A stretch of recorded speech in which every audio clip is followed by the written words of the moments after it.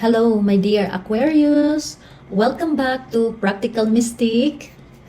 It's a long time we didn't see. You did not see me, no, in my channel. Actually, nangyayari ito with a purpose, no? Like, I am having a tarot reading session this time because of Sturgeon full moon, and sturgeon is not really an English word. Sturgeon means big fish, no? It's a big fish. Very, very big fish. And sturgeon full moon means this is the time where you can easily grab something you believe hard to catch, okay? But this time you can easily catch it, no? So this is it, the reason why I'm having a tarot reading session for you, my dear Aquarius. Kasi nangyayari lang ito dahil sa sturgeon full moon, no? Kasi before what I believe before na it's impossible for me to do it now because of hectic schedule, okay? Hindi ko kayang gawin ng tarot reading ngayon kasi busy ako. I have hectic schedules. But because of this sturgeon full moon, meaning kung ano man yung dapat kong gawin, magagawa ko talaga siya because it's like sturgeon na I can easily catch something hard, something difficult, like the big fish. Though it's a big fish, but it can easily be catched. It can easily be caught this time. Because the sturgeon full moon is right here in the month of August, and this season in August is actually Aquarius, ruled by planet Uranus, no? And Uranus is responsible for good opportunities, okay? So, my dear Aquarius, you are welcome again. It is really a big opportunity for me to have you in this session, no? Conducting a tarot reading session for you is really a big fish to catch, and it was really easily catched, okay, or caught. You know, I am happy for all Aquarius signs out there. Thank you so much for your support. Thank you for liking my video, for watching my reading sessions, and thank you for your shares, your comments, no?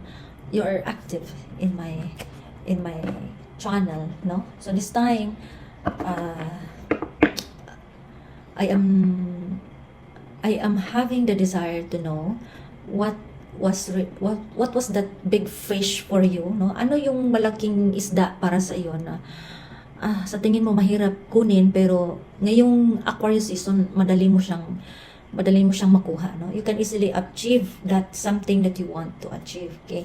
So what is that big fish for this Aquarius season in the month of August, my dear Aquarius? Okay, let's dive in. My sisters, what is my dear Aquarius need to know for this month of August?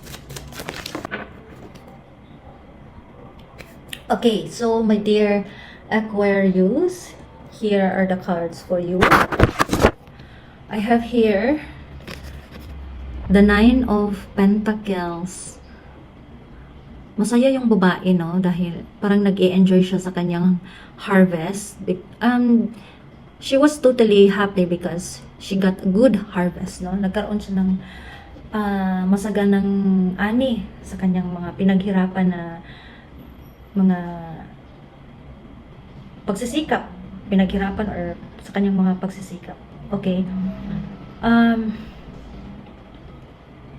My dear Aquarius, I am happy for you that you are receiving abundance, no? Masagana yung ani mo sa iyong mga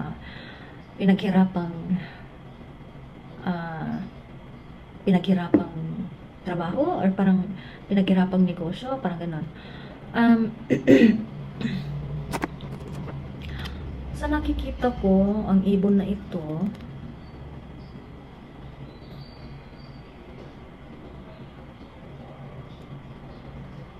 parang masaya ka na tumanggap ng maliit na pentacle mula sa ibon. It's like, you are not just receiving good harvest for yourself, no, sa iyong pinaghirapan, negosyo or trabaho. Tumatanggap ka din ng magandang balita mula sa ibang tao, or you are receiving money also from others, no? You're not just receiving money from your hard work, but also you may receive money from others. Yan, ang ganda. It is good for you na meron ka na ding naipon na pera sa bangko, no? You have your wealth already, and you are about to receive more wealth indeed. Okay, marami ka pang matatanggap na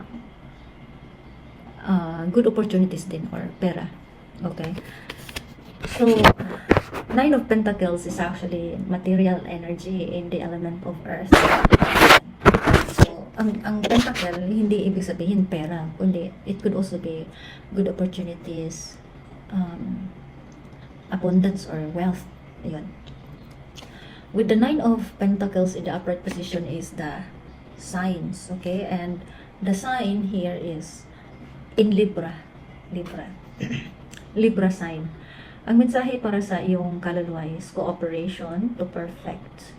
Cooperation.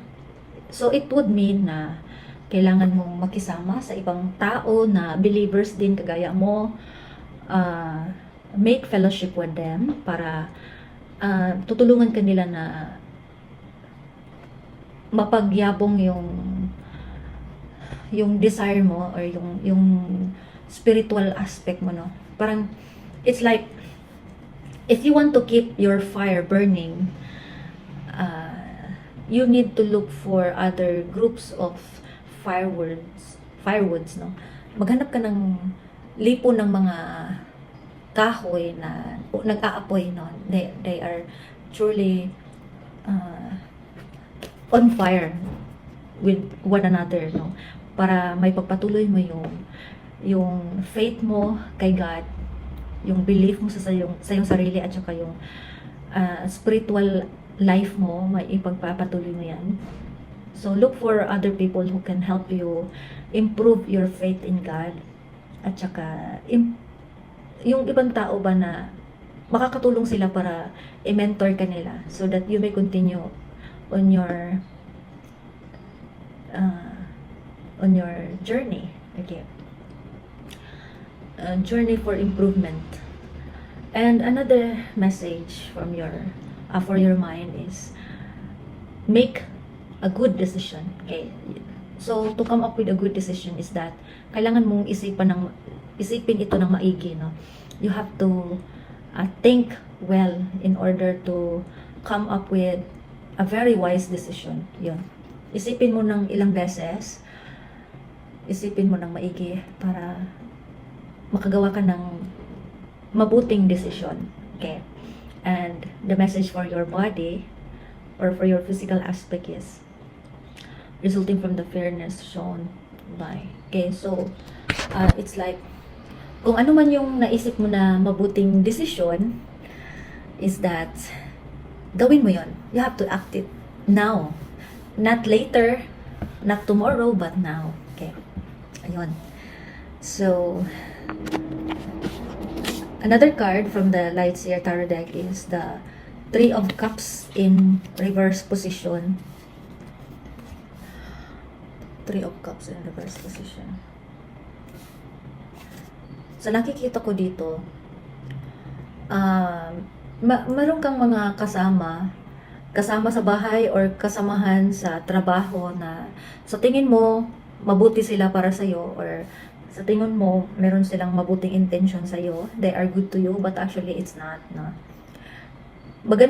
Mabuti sila kung kaharap mo, pero kapag nakatalikod ka, meron silang hindi magandang intention sa iyo, or parang binabackstab ka nila kapag wala ka pag hindi mo sila kasama. Parang ganun. It's like your friends, your family are betraying you right now. Sila ang dahilan kung bakit hindi mo ma-achieve ang iyong mga plano sa buhay, no? Yung mga hinahangad mo sa buhay, your personal life goals, sila yung dahilan kung bakit hindi mo ma-achieve. Kasi they are traitors, no? Traitor sila, no? So, masakit isipin na excuse me, yung mga katrabaho mo, mga kaibigan mo, kapamilya mo, sila mismo ang sisira sa iyong personal na hangarin or personal goals. Sila ang sisira sa iyong mga pangarap sa buhay. It's truly painful, okay? But, okay, the advice here is, you need to pray. Pray for them to realize that they are wrong. Pray for them so that you can overcome this painful situation. And here is another with the Three of Cups in reverse position is the Seven of Wands. Seven of Wands in the upright position. This reminds you that you have to improve your solar plexus chakra because mayroong mga tao sa paligid mo na inaatake nila yung solar plexus chakra mo para hindi ka magiging kampante sa sarili mo. Kasi kapag confident ka sa sarili mo, sila yung magiging insecure, no? Na talagang, sila naman talaga yung insecure. They are just wanting to attack your solar plexus chakra because it is a way for them to comfort their insecurities in you. Okay? This would mean na keep on believing in yourself, fighting for your corner, no? You have to be strong, no?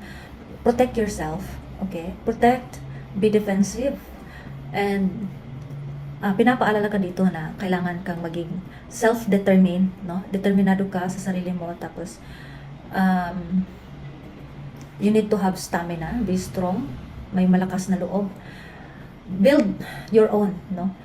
Improve yourself, build yourself up with much courage and strength. Tanggapin mo ang kinakaharap mong hamon sa buhay. Control yourself, no? Keep maintaining yourself to be controlled. Be territorial, which means na defend yourself. Kunin mo kung ano ang nararapat sa iyo. Okay? So, despite the case na may mga taong tumatraidor sa iyo, katrabaho mo, pamilya mo, malapit na kaibigan, be defensive, no? Protect yourself from that.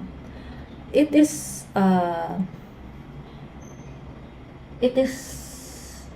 safe for you not to tell them about your secrets, no? Huwag mong lang pagsabihan sa iyong mga sekreto kasi kapag malalaman nila, gagawa sila ng illusions, gagawa sila ng paraan para hindi mo makamit ang iyong mga pangarap sa buhay, no? So, pray for them and protect yourself. Possess the Seven of Swords energy, okay?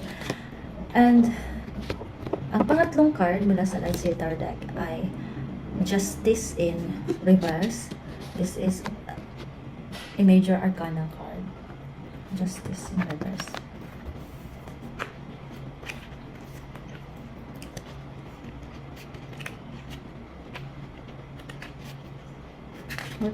Tell me, what does this mean? Justice in reverse.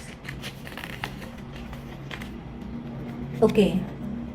Consequences, retribution, karma, injustice, and iniquity, dishonest, imbalance. I need to take responsibility for your past actions. Sa tingin ko, kung meron kang mga nagawang mali sa nakaraan, makakatanggap ka talaga ng consequences, no? Because there is a law from the universe na dapat mong sundin, which is the law of karma. Okay, everybody need to experience karma in everything that we do. If you do good, you will receive good karma. If you do bad things for others, you will also receive bad karma. It is normal that we receive karma because that is definitely the consequence of our actions, no? Law of karma is real since it is a law. It is firmly established. Karma means it's the consequence of our actions. Okay, we receive what we did. We receive what we did. What goes around comes around, no? As within, so without. As above, so below. Wala siya. Yun ang law of karma. Okay.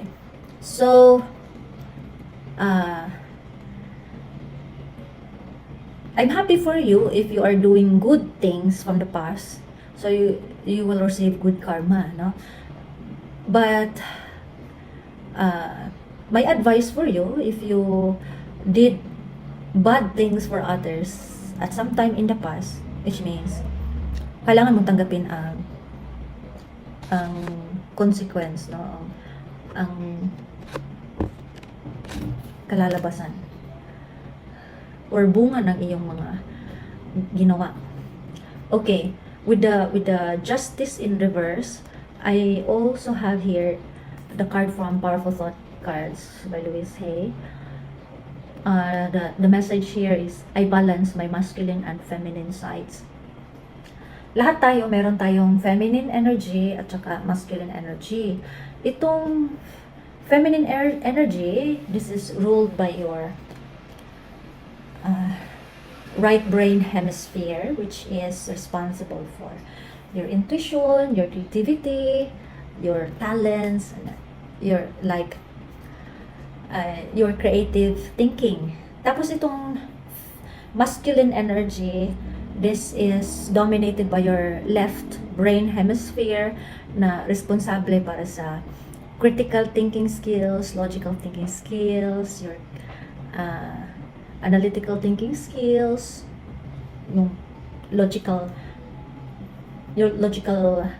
thinking ability mo, yon. So, you're being reminded to balance your masculine energy and your feminine energy. Okay? Like, for example, you are truly inclined, sanay kang magsulat dito sa kaliwa, okay? At dahil sinabi dito na you balance your masculine and feminine sides, meaning, simulan mong mag-ensayo na sumulat gamit ang kanan mo na kamay, okay? Ayan.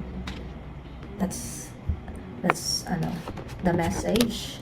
Furthermore, the masculine and feminine parts of me are in perfect balance and harmony. I am at peace and all is well.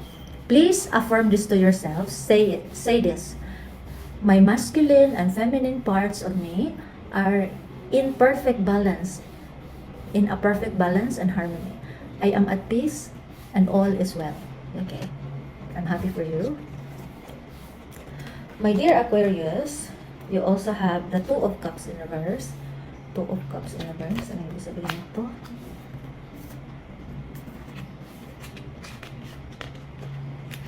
Two of Cups. Two of Cups in reverse. Emotional blockage. Kasi, Two of Cups is actually emotional energy in the element of water. Okay? So, this would mean emotional blocks or just being open to receive love, no? Or it could also mean disharmony, no? Yung kung meron ka mang karelasyon sa ngayon, maaaring nakaranas kayo ng hindi pagkakaunawaan, no? Or hindi pagkakaintindihan, or nag-away talaga kayo. Okay? So this is what meant by Two of Cups. Or nagkaroon talaga kayo ng separation, no? Nag-cool off muna kayo ng iyong kasintahan, okay? And this would also means healing from past trauma. Okay. So dahil nag-cool off muna kayo, you would have time to heal yourself from trauma, no? Trauma caused by relationship. Okay. That's it. So with the Two of Cups in reverse is the Temperance in the negative. Temperance na negative. What does it mean? That is actually Arcana, major Arcana card. Temperance.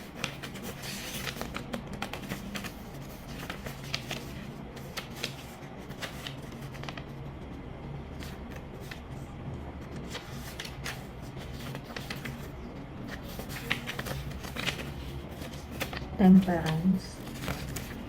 Temperance in negative. Your awareness of happiness has been dulled and your sense of self diminished. Are you free to act and think as you wish? It is time for you to awaken to what limits you and discern what is out of balance. Something that once filled your heart with joy has turned to dust and ashes.